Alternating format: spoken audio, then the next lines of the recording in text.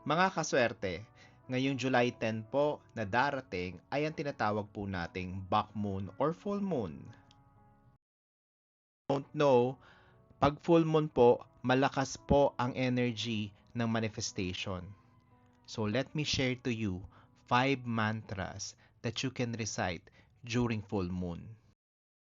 Aking mga share po sa inyo ay mga mantras. Itong mga mantras na to, mamimili lang po kayo ng isa and you will use it. Again, when reciting mantras, kinakailangan po tayo po ay naniniwala sa proseso.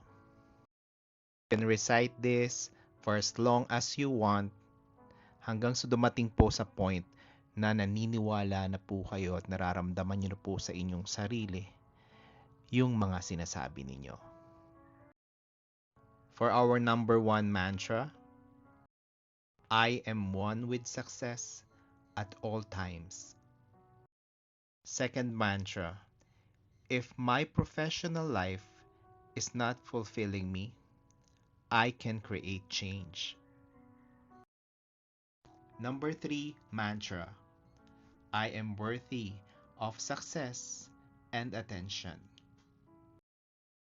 Our fourth mantra, I race higher, go further, move faster, and achieve greatness. And for our fifth mantra, my ambitions are crowned with glory.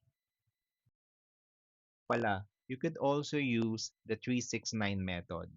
Ang 369 method po ay i-recite nyo po siya ng 3 beses sa morning, 6 na beses sa afternoon, at 9 na beses before you go to sleep.